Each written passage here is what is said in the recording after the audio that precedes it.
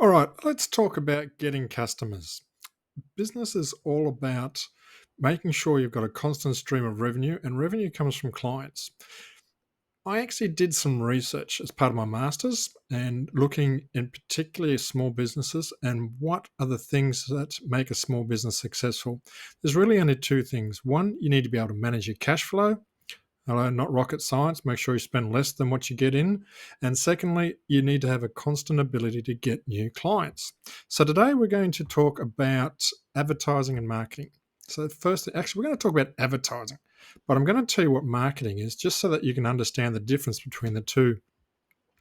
Marketing, look, if I was cynical, and I tend to be at times, marketing would be explained as the stuff that you do to manage your business and advertise your business, but what you can't measure. So, marketing really is a long term plan on getting long stream clients. So, what's an example? Okay, brand management, that would be classed as marketing. Segmentation of clients, looking at particular industry types, that would be marketing. Just getting the fact of everybody knows your logo, so logo would be marketing. Those sort of type aspects, they are important, but they generally tend to be long-term aspects that you need to look at.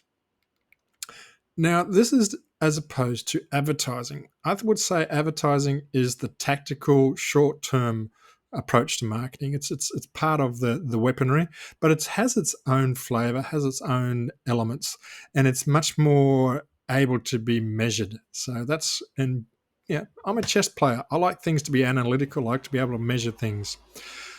So now that we've understand the difference between marketing and advertising, what should we do with advertising? And I have a practice which I'll share with you, but I actually picked up a good little bit of information the other day.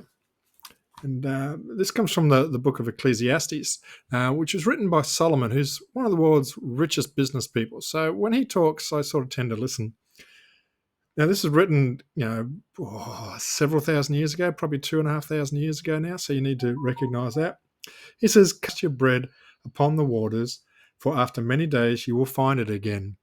Okay, a little bit confusing. I'll explain it in a minute. Give portions to 7, yes, to 8, for you do not know what disaster may come upon the land. All right, what was that all about, and how does that relate to advertising? Now, I'm a fisher, and the other day I went fishing. The tide was coming in. I threw out some burley to attract the fish. So there you go. I casted the bread out in the water. The first wave came back, and the bread came behind me and it ended up on the shore. It's just a total waste of exercise. But that's not actually what Solomon was talking about. One of Solomon's biggest businesses was his maritime interests. And what he's saying is send your ships out, because after a fair period of time, they will come back. Now, recognizing in those days, the maritime industry was you'd go around the Mediterranean, you'd go to Turkey, to Rome, to Spain, to Portugal, through Egypt. By the time you came back to your port in the near Middle East, as they call it, the boat's been away for a long time and it's fully laden. It's probably filled up and sold, filled up and sold, filled up and sold several times on the journey. So that's what he means in regards to casting out your ships, get your business running and doing things you need to do. But it's the second part of that book saying that I want to have a look at. It really is talking about diversifying. And I think advertising is the same. If you have one form of advertising and it works, great, good on you. But you will probably find that advertising in particular is one of those things you do need to diversify. Now, don't go crazy and put ads everywhere on every medium strip and every medium that you have available on every channel. You need to be a little bit discerning. But I really do believe that you need to have 7 forms of advertising. Now, I didn't come up with that number. There's a Christian businessman who I had the pleasure of going to a conference a couple of years ago, and he explained it. I'm sorry, I can't remember his name, and my apologies to him, especially if he's watching. He'll say, "Hey, I said that, Peter." But 7 seems to be a magic number for advertising. Now, on this screen, you'll notice that I've got, here I am pointing to the screen, so I hope you can see where I'm pointing. Me and technology, we just don't quite get there. I actually have two lots of customers. So you'll find I have two streams of advertising. I have buyers, people who buy properties for me, and I have those who list, those who sell. So I've actually got two types of customers. And to keep my business world happy, I need to focus on advertising both of them. Now you'll see that they both have very different ways that I advertise to. And I'll go through a little bit of detail and why. Now, whilst this is in relation to commercial real estate, I will quickly explain, and you'll see that the concepts that I use and how I choose my advertising channel is going to be very applicable and easily applicable to your business. Right. So the first couple that I've got for buyers, I have CRE, Seek, and RC.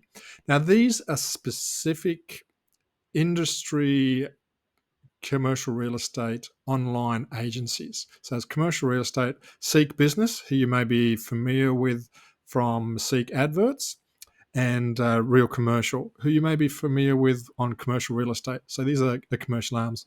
I call these my tribe. One of the things you need to be aware of is your customers will congregate around certain areas, just like a pub on a Friday night. Depending if you're out in the country in the farms, if you want to talk to someone, go to the pub on a Friday night. That's where they congregate. Now, every industry that you're in will have associations, will have committees, will have groups, will have channels that marketing and advertising people are already in there, quite happy to take your money and get your message out to your tribe. So the first three that I've got are those three. One of the other ones that I have that I get a lot of work from, and it takes a while to build, is my newsletter. Yes, the old-fashioned send out a newsletter once a month bracket. Make sure it's valid. Talk to your clients. Make sure that what you send is what they want to read.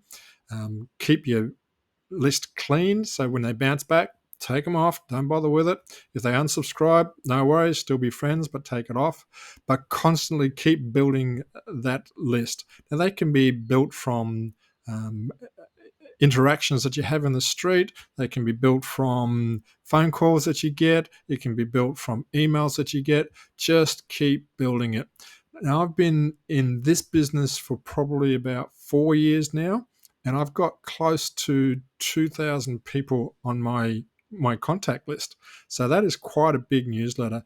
And I almost am at the stage now, my monthly newsletter needs to be broken up to probably doing 500 each week, because when I send that out, I feel good, contacted all my customers, and what happens? I get the emails, I get the phone calls, people are responding to my newsletter, which is what you want, but you also want to be able to do it in a manageable load. Otherwise, you suddenly got a queue of people trying to do business with it, and you can't get to them all.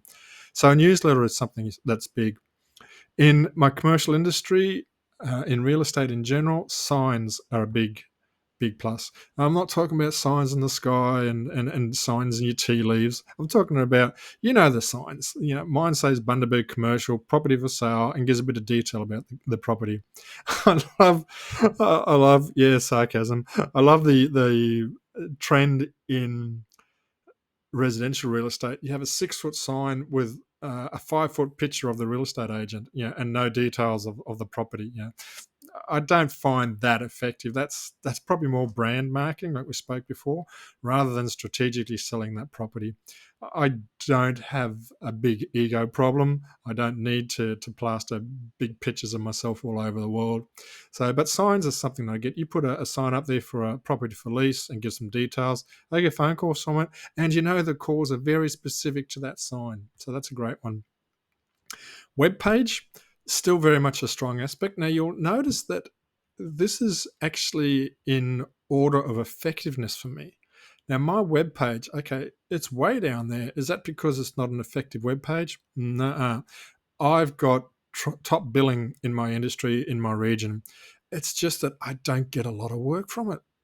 So if I have an hour to spend, what I do, and each month I make sure I do some more work on my advertising to make it more effective, you will find that I'll start from the top. Like it was actually only yesterday I had a look at CRE, which is my biggest stream in regards to advertising, and I found some sub menus that I was able to tweak, which will hopefully generate a few more inquiries in time. So I'd rather spend an hour on that. The web page will take care of itself. Every time you put a listing up, it generates. Like I said, I got top billing already, but it's for my industry for buyers. You'll find most people will go through CRE, Seek, and Real Commercial, or they'll come off on my newsletter. Right, Facebook. Facebook's a bit interesting. Yep, it can be a huge time-consuming aspect, but I know how to target. One of the things I do in Facebook is I actually target groups. So once again, we're talking about your tribe. There are plenty of groups of that have commercial investors in them, and they're the ones that I do the posts out. So if I get a new post in regards to a property, I'll send it off to a group where I know there's a large amount of people. It's not teenage flicking off, sharing to all and sundry. It's very specific on who I target. Facebook, I don't get a lot of buyers. I do actually pick up listings on it, which is quite surprising, but it's a good avenue. It's almost like a marketing profile for me. I don't expect a lot of return from it, but it keeps my name out there. And hopefully when people come back, you'd be surprised. They'll say, oh, yeah, I've seen you on Facebook. You're always on there. You're always posting. And the fact that they're watching and reading and replying means it's good. You see up the top here, I don't know if my little cursor works. I look at this, I've written down here, lead generation, lead nurturing, lead conversion. This is what you need to do in advertising and marketing. You've got to find the people, you've got to nurture them, and you've got to convert them. So finding the people is like the newsletter and Facebook. It brings in a lot of new people for me that I can, put into my database. Nurturing is giving the people information, putting new listings up, putting videos like this one, just sharing with people, explaining what commercial industry is all about, commercial brokerage, commercial properties, doing that sort of hard yakka. Right, so the 7 I've got there is Facebook, webpage signs, newsletter, the 3. Oh, sorry, and lead conversion. Yeah, I don't script my presentations, as you can tell, so forgive me when I go left and right a little bit. Lead conversion it's great to have a list. It's great to send out newsletters, but you need to be able to convert those people. So what have I done as an example? You may have heard of the Pareto principle. Let's say I've got 2,000 customers. You will find that 20% of those will be good active ones. So that gives you like 400 clients. You probably heard 80% of your work comes from 20% of your customers. And that's the same in commercial real estate. There's further thinking now, and I picked this up from Myron Golden. If you want a really good educational video series on business, click onto Myron Golden. He actually works on the 4%, which is, okay, so you've got 200 clients, which is 20%. If you go to 20% of those, which is 40 customers, you'll find that they generate 80% of what you get from those 200. So when you're talking big numbers of clients, this is what lead conversion is. And what I had organized is I've identified those 20% of the 20%, and they are now a subcategory of top clients. And I've got some special services, special information, special things that they look for, because they are serious multiple commercial property purchases, and their needs are different to someone who may be, generically in the 2000. So that's what I mean by lead conversion. Google, YouTube. Yep, that's a great one. Please remember to subscribe, help me get my message across. Leave a comment if you want something for me to create. That's taken a long time, and it will take a long time, but it's starting to actually gain traction now. After about 15 months I've been doing these videos. It seems like a long haul, and there's like 130 of the suckers out there, as in videos. So there's plenty of material coming through and will continue to come through. And I've noticed that 18 months seems to be a critical point for YouTube, or having an average of 30 views a video. They're not big numbers, but that seems to be when the exponential graph starts to go. So I already see in the beginning of this this calendar year how things are growing. So YouTube right now is way down that list, but you may find that it'll start to go up that list as I get better returns out of it. Chamber. What's a chamber? Chamber of Commerce. You don't have to go all the time unless you get a good return on it. Once again, it's in regards to turn for that advertising as I talk about. But you'll find once again you've got business people there. So if you're in a business to business environment, Chamber's good. And there's a lot of connections, a lot of networks. If you're a solopreneur like me, Chamber's good because you get to talk to some people. Sometimes I can have a week in here talking with lots of people on the mobile, but I don't actually go and see anybody because of the various needs. Most of my clients are interstate, so it's not like I can get in and have coffee with a lot of these people. So Chamber's a good aspect, but it's one that hasn't brought in a lot of money. You'll find every chamber has its own flavour. We used to have like 5 chambers around this area. We had one which really focused on accommodation, one which has a lot of big government agencies in it, like councils in there, TAFEs in there, those sort of type of organisations was pretty much dominant in that area. So if that was your target market, you definitely got into it. And I've got another one which is very much on retail. So because I cover a large area, so there's a lot of chambers that go in my area. So what we've spoken about is the 7 streams plus 3 more that I use for buyers. If we have a look at listings, what you'll notice straight off is there's different advertising there. I don't just duplicate what I've got for buyers for listings because those 2 sets of clients have different needs. In regards to advertising, what is my most beneficial? Cold calls. If you haven't seen my series on cold calls, do yourself a favor and have a look at it. I'm an introvert, but I'm good at cold calling. And I've gone through with a couple of videos explaining why and how to do it. Very basic stuff, just enough to get you started and make some new contacts, get some more customers. Because there's so many people that don't look at social media. There's so many people that don't go to Chamber of Commerce. There's so many people that don't go spending their days scrolling on YouTube or scrolling on Google or scrolling onto website pages. I get a lot of work from cold calls. The second area I get a lot of work from is referrals. Referrals is an interesting one. That only comes from time and it comes from providing quality work. So I really do thank all those out there who have been giving me referrals. There are times when it's been quiet and I've been saved by people giving me referrals. Peter, I've heard this person's looking for this, or I've heard this person is selling, or Peter, can you help my friend who's got this? And Peter, you helped me in Bundaberg.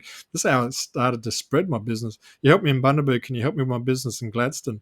Oh, yeah, okay. A couple of hours north, I'll do that. And then I had people saying, oh, Peter, I heard you're doing good in Gladstone. Can you come down here to Harvey Bay? Hello, I go through a lot of tyres and a lot of petrol, but these referrals are really great value and I enjoy them. Account management is another form of advertising. This is where I mentioned lead nurturing. Account management is a lot of people lose touch with their clients, especially when you start to get a few.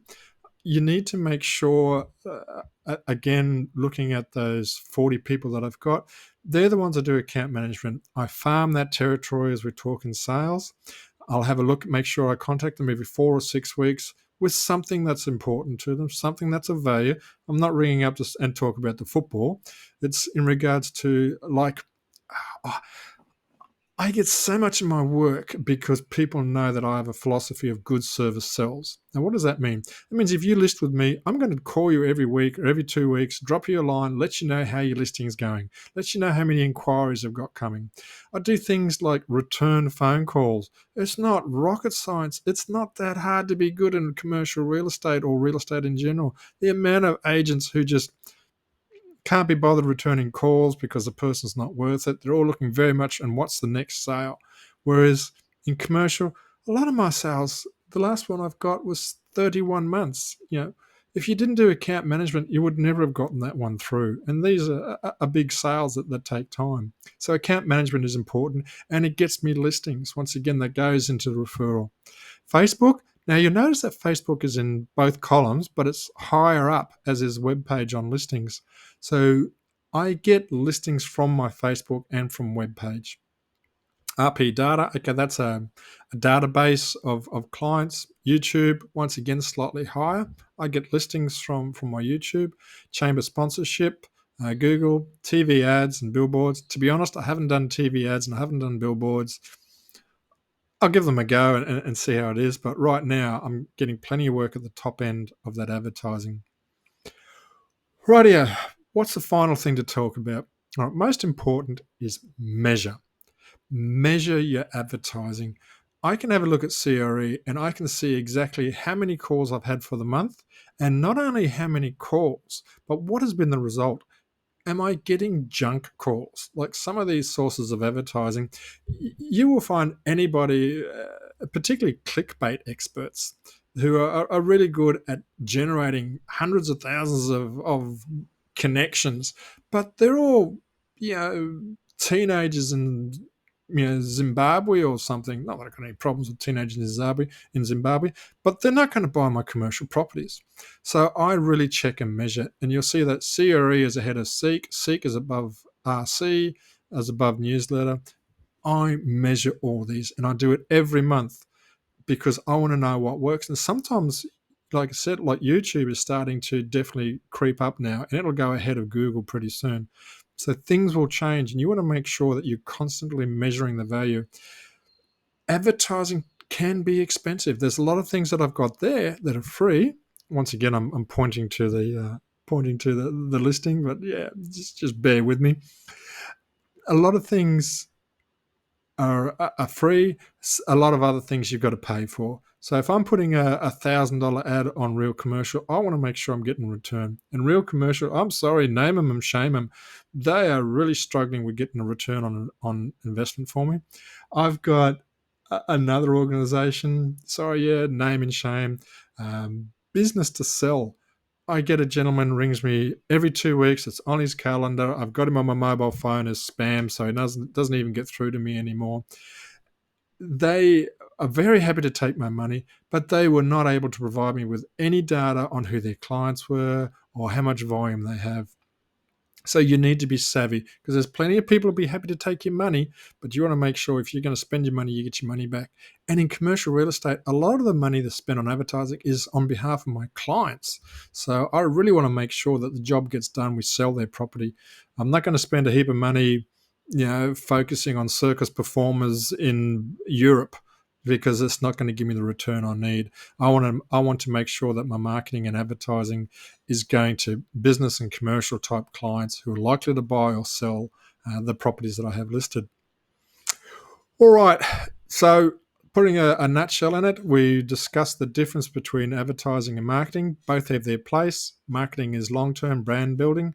You keep doing a lot of advertising and you will build marketing. So make sure your advertising is in line with the image that you want to create.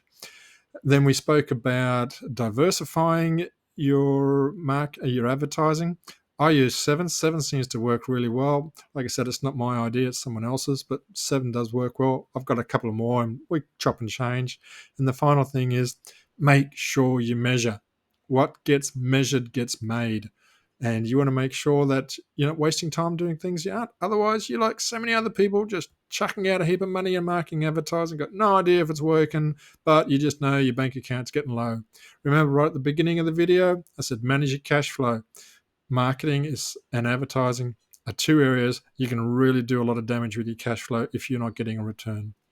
All right. If you've got comments, leave them. Please remember to subscribe. That'll give you updates. And hey, I'd love to get YouTube to go up on my list of advertising. All right. Till next time, take care and God bless.